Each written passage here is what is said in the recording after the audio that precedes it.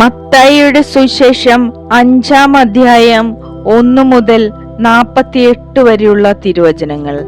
സുവിശേഷ ഭാഗ്യങ്ങൾ. ജനക്കൂട്ടത്തെ കണ്ടപ്പോൾ യേശു മലയിലേക്ക് കയറി. അവൻ ഇരുന്നപ്പോൾ ശിഷ്യന്മാർ അടുത്തെത്തി. അവൻ അവരെ പഠിപ്പിക്കാൻ തുടങ്ങി. ആത്മാവിൽ ദരിദ്രരായവർ ഭാഗ്യവാന്മാർ, സ്വർഗരാജ്യം അവരുടേതാണ്. വിലപിക്കുന്നവർ ഭാഗ്യവാന്മാർ, അവർ ആശ്വസിപ്പിക്കപ്പെടും.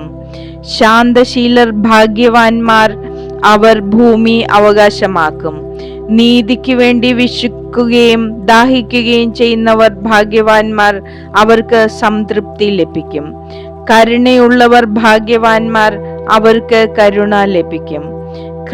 ഹൃദയശുദ്ധിയുള്ളവർ ഭാഗ്യവാന്മാർ, അവർ ദൈവത്തെ കാണും.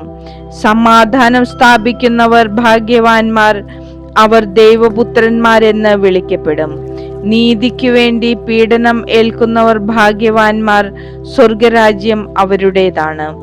എന്നെ പ്രതി മനുഷ്യർ നിങ്ങളെ അവഹേളിക്കുകയും പീഡിപ്പിക്കുകയും എല്ലാവിധ തിന്മകളും നിങ്ങൾക്കെതിരെ വ്യാജമായി പറയുകയും ചെയ്യുമ്പോൾ നിങ്ങൾ ഭാഗ്യവാന്മാർ. നിങ്ങൾ ആഹ്ലാദിക്കുവിൻ, സ്വർഗത്തിൽ നിങ്ങളുടെ പ്രതിഫലം വലുതായിരിക്കും. നിങ്ങൾക്ക് മുമ്പ് ഉണ്ടായിരുന്ന പ്രവാചകന്മാരെയും അവർ ഇപ്രകാരം പീഡിപ്പിച്ചിട്ടുണ്ട്. ഭൂമിയുടെ ഉപ്പും ലോകത്തിന്റെ പ്രകാശവും. നിങ്ങൾ ഭൂമിയുടെ ഉപ്പാണ്. ഉറ കെട്ടുപോയാൽ ഉപ്പിന് എങ്ങനെ വീണ്ടും ഉറകൂട്ടും? പുറത്തേക്ക് വലിച്ചെറിഞ്ഞ് മനുഷ്യരാൽ ചവിട്ടപ്പെടാനല്ലാതെ മറ്റൊന്നിനും അത് കൊള്ളില്ല. നിങ്ങൾ ലോകത്തിന്റെ പ്രകാശമാണ്. മലമുകളിൽ പണിതുയർത്തിയ പട്ടണത്തെ മറച്ചുവെക്കുക സാധ്യമല്ല. വിളക്ക് കൊളുത്തി ആരും പറയുടെ കീഴിൽ വെക്കാറില്ല, പീഠത്തിന്മേലാണ് വെക്കുക. അപ്പോൾ അത് ഭവനത്തിലുള്ള എല്ലാവർക്കും പ്രകാശം നൽകുന്നു. അപ്രകാരം മനുഷ്യർ നിങ്ങളുടെ സത്പ്രവൃത്തികൾ കണ്ട് സ്വർഗസ്ഥനായ നിങ്ങളുടെ പിതാവിനെ മഹത്വപ്പെടുത്തേണ്ടതിന് നിങ്ങളുടെ വെളിച്ചം അവരുടെ മുമ്പിൽ പ്രകാശിക്കട്ടെ. നിയമത്തിന്റെ പൂർത്തീകരണം. നിയമത്തെയോ പ്രവാചകന്മാരെയോ അസാധുവാക്കാനാണ് ഞാൻ വന്നതെന്ന് നിങ്ങൾ വിചാരിക്കരുത്. അസാധുവാക്കാനല്ല, പൂർത്തിയാക്കാനാണ് ഞാൻ വന്നത്. ആകാശവും ഭൂമിയും കടന്നു പോകുന്നതുവരെ സമസ്തവും നിറവേറുവോളം നിയമത്തിൽ നിന്ന് വള്ളിയോ പുള്ളിയോ മാറുകയില്ലെന്ന് സത്യമായി ഞാൻ നിങ്ങളോട് പറയുന്നു. ഈ പ്രമാണങ്ങളിൽ ഏറ്റവും നിസാരമായ ഒന്ന് ലംഘിക്കുകയോ ലംഘിക്കാൻ മറ്റുള്ളവരെ പഠിപ്പിക്കുകയോ ചെയ്യുന്നവൻ സ്വർഗരാജ്യത്തിൽ ചെറിയവനെന്ന് വിളിക്കപ്പെടും. എന്നാൽ അതനുസരിക്കുകയും പഠിപ്പിക്കുകയും ചെയ്യുന്നവൻ സ്വർഗരാജ്യത്തിൽ വലിയവനെന്ന് വിളിക്കപ്പെടും. നിങ്ങളുടെ നീതി നിയമജ്ഞരുടെയും ഫരിസേയരുടെയും നീതിയെ അതിശയിക്കുന്നില്ലെങ്കിൽ നിങ്ങൾ സ്വർഗരാജ്യത്തിൽ പ്രവേശിക്കുകയില്ലെന്ന് ഞാൻ നിങ്ങളോട് പറയുന്നു. സഹോദരനുമായി രമ്യതപ്പെടുക. കൊല്ലരുത്, കൊല്ലുന്നവൻ ന്യായവിധിക്ക് അർഹനാകും എന്ന് പൂർവികരോട് പറയപ്പെട്ടതായി നിങ്ങൾ കേട്ടിട്ടുണ്ടല്ലോ. എന്നാൽ ഞാൻ നിങ്ങളോട് പറയുന്നു, സഹോദരനോട് കോപിക്കുന്നവൻ ന്യായവിധിക്ക് അർഹനാകും. സഹോദരനെ ഭോഷ എന്ന് വിളിക്കുന്നവൻ ന്യായാധിപ സംഘത്തിന്റെ മുമ്പിൽ നിൽക്കേണ്ടി വരും. വിഡ്ഢി എന്ന് വിളിക്കപ്പെടുന്നവനാകട്ടെ നഗരാഗ്നിക്ക് ഇരയായി തീരും. നീ ബലിപീഠത്തിൽ കാഴ്ചയർപ്പിക്കുമ്പോൾ നിന്റെ സഹോദരന് നിന്നോട് എന്തെങ്കിലും വിരോധമുണ്ടെന്ന് അവിടെ വെച്ച് ഓർത്താൽ കാഴ്ച വസ്തു അവിടെ ബലിപീഠത്തിന് മുൻപിൽ വെച്ചിട്ട് പോയി സഹോദരനോട് രമ്യതപ്പെടുക. പിന്നെ വന്ന് കാഴ്ചയർപ്പിക്കുക. നീ പ്രതിയോഗിയോട് വഴിക്ക് വെച്ച് തന്നെ വേഗം രമ്യതപ്പെട്ടുകൊള്ളുക. അല്ലെങ്കിൽ പ്രതിയോഗി നിന്നെ ന്യായാധിപനും ന്യായാധിപൻ സേവകനും ഏൽപ്പിച്ചു കൊടുക്കും. അങ്ങനെ നീ കാരാഗ്രഹത്തിൽ അടയ്ക്കപ്പെടും. അവസാനത്തെ ചില്ലിക്കാശും കൊടുത്തു വീട്ടുവോളം നീ അവിടെ നിന്ന് പുറത്തു വരികയില്ലെന്ന് സത്യമായി ഞാൻ നിന്നോട് പറയുന്നു. വ്യഭിചാരം ചെയ്യരുത്. വ്യഭിചാരം ചെയ്യരുത് എന്ന് കൽപ്പിച്ചിട്ടുള്ളത് നിങ്ങൾ കേട്ടിട്ടുണ്ടല്ലോ.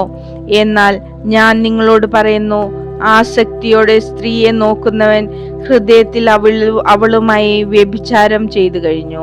വലത്ത് കണ്ണ് നിനക്ക് പാപഹേതുവാകുന്നെങ്കിൽ അത് ചൂഴ്ന്നെടുത്ത് എറിഞ്ഞു കളയുക. ശരീരമാകെ നരകത്തിലേക്ക് എറിയപ്പെടുന്നതിനേക്കാൾ നല്ലത് അവയവങ്ങളിൽ ഒന്ന് നഷ്ടപ്പെടുകയാണ്. വലത്തുകരം നിനക്ക് പാപഹേതുവാണെങ്കിൽ അത് വെട്ടി ദൂരെ എറിയുക. ശരീരമാകെ നരകത്തിൽ പതിക്കുന്നതിനേക്കാൾ നല്ലത് അവയവങ്ങളിൽ ഒന്ന് നഷ്ടപ്പെടുന്നതാണ്. വിവാഹമോചനം. ഭാര്യയെ ഉപേക്ഷിക്കുന്നവൻ അവൾക്ക് ഉപേക്ഷാപത്രം കൊടുക്കണം എന്ന് കൽപ്പിച്ചിട്ടുണ്ടല്ലോ. എന്നാൽ ഞാൻ നിങ്ങളോട് പറയുന്നു, പരസംഗം നിമിത്തമല്ലാതെ ഭാര്യയെ ഉപേക്ഷിക്കുന്നവൻ അവളെ വ്യഭിചാരിണിയാക്കുന്നു. ഉപേക്ഷിക്കപ്പെട്ടവളെ പരിഗ്രഹിക്കുന്നവനും വ്യഭിചാരം ചെയ്യുന്നു. ആണയിടരുത്. വ്യാജമായി ആണയിടരുത്. കർത്താവിനോട് ചെയ്ത ശപഥം നിറവേറ്റണം എന്ന് പൂർവികരോട് കൽപ്പിച്ചിട്ടുള്ളതായി നിങ്ങൾ കേട്ടിട്ടുണ്ടല്ലോ. എന്നാൽ ഞാൻ നിങ്ങളോട് പറയുന്നു, ആണയിടുകയരുത്. സ്വർഗത്തെ കൊണ്ട് ആണയിടരുത്, അത് ദൈവത്തിന്റെ സിംഹാസനമാണ്. ഭൂമിയെ കൊണ്ടും ആണയിടരുത്, അത് അവിടുത്തെ പാദപീഠമാണ്. ജെറുസലേമിനെ കൊണ്ടും ആരുത്, അത് മഹാരാജാവിന്റെ നഗരമാണ്. നിന്റെ ശിരസിനെ കൊണ്ടും ആണയിടരുത്, അതിലെ ഒരു മുടിയിഴ വെളുപ്പിക്കാനോ കറുപ്പിക്കാനോ നിനക്ക് സാധിക്കുകയില്ല. നിങ്ങളുടെ വാക്ക് അതെ അതെ എന്നോ അല്ല അല്ല എന്നോ ആയിരിക്കട്ടെ. അതിനപ്പുറമുള്ളത് ദുഷ്ടനിൽ നിന്ന് വരുന്നു. തിന്മയെ നന്മ കൊണ്ട് ജയിക്കുക. കണ്ണിനു പകരം കണ്ണ്, പല്ലിനു പകരം പല്ല് എന്ന് പറഞ്ഞിട്ടുള്ളത് നിങ്ങൾ കേട്ടിട്ടുണ്ടല്ലോ. എന്നാൽ ഞാൻ നിങ്ങളോട് പറയുന്നു, ദുഷ്ടനെ എതിർക്കരുത്. വലത്ത് കർണം തടിക്കുന്നവന് മറ്റേ കർണം കൂടി കാണിച്ചു കൊടുക്കുക. നിന്നോട് വ്യവഹരിച്ച് നിന്റെ ഉടുപ്പ് കരസ്ഥമാക്കാൻ ഉദ്യമിക്കുന്നവന് മേലങ്കി കൂടി കൊടുക്കുക. 1 മൈൽ ദൂരം പോകാൻ നിന്നെ നിർബന്ധിക്കുന്നവനോടുകൂടെ 2 മൈൽ ദൂരം പോകുക. ചോദിക്കുന്നവന് കൊടുക്കുക. വായ്പ വാങ്ങാൻ ഇച്ഛിക്കുന്നവനിൽ നിന്ന് ഒഴിഞ്ഞു മാറരുത്.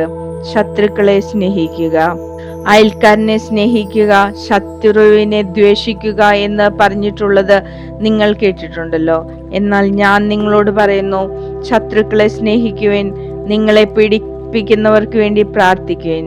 അങ്ങനെ നിങ്ങൾ നിങ്ങളുടെ സ്വർഗസ്ഥനായ പിതാവിന്റെ മക്കളായി തീരും. അവിടുന്ന് ശിഷ്ടരുടെയും ദുഷ്ടരുടെയും മേൽ സൂര്യനെ ഉദിപ്പിക്കുകയും നീതിമാന്മാരുടെയും നീതിരഹിതരുടെയും മേൽ മഴ പെയ്യിക്കുകയും ചെയ്യുന്നു.